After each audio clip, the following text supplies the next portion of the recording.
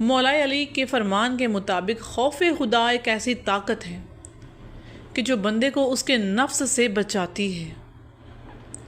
وہ فرماتے ہیں کہ سب سے بڑا مجاہد وہ ہے جو اپنے نفس کے ساتھ جہاد کرے، جو اپنی خواہشات کو اللہ کے خوف کے تحت رکھے۔ یہ قول ہمیں نفس امارہ کے خلاف مسلسل جنگ کا پیغام دیتا ہے۔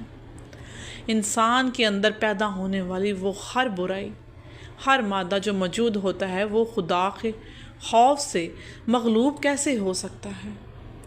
اس خوف کے باعث انسان اپنے غصے پر قابو پاتا ہے، اپنی زبان کو بے قابو ہونے سے بچاتا ہے، بیہودہ باتوں سے روکتا ہے اور اپنی نظر کو ناپاک مناظر سے دور ہٹاتا ہے۔ مولا علی کے فرمان کے مطابق خوف خدا حکمرانوں کے لیے خاص طور پر لازمی ہونا ہے۔ وہ فرماتے ہیں کہ جس حکمران کے دل میں اللہ کا خوف نہیں ہے، وہ رعایا پر ظلم کرتا ہے اور اس کا انجام بربادی ہے۔ یہ قول ہر زمانے کے حکمرانوں کے لیے ایک واضح آئینہ ہے۔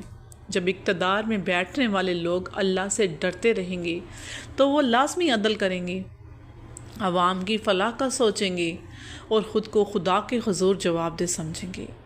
مولا علی خود اس کی بہترین مثال ہیں، جنہوں نے خلیفہ ہوتے ہوئے عام آدمی کی سطح پر زندگی گزاری اور کبھی بھی اپنے منصب کو اپنی ذات کے لیے استعمال نہیں کیا۔ سبحان اللہ۔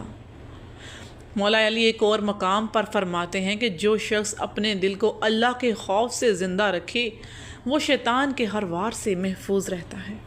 یعنی خوف خدا شیطان کے وسوسوں کے خلاف ایک ڈھال بن جاتا ہے۔ جب انسان اللہ کو یاد کرتا ہے، اس کے قہر و غضب کو تصور کرتا ہے، تو وہ شیطانی برائیوں کی طرف قدم بڑھا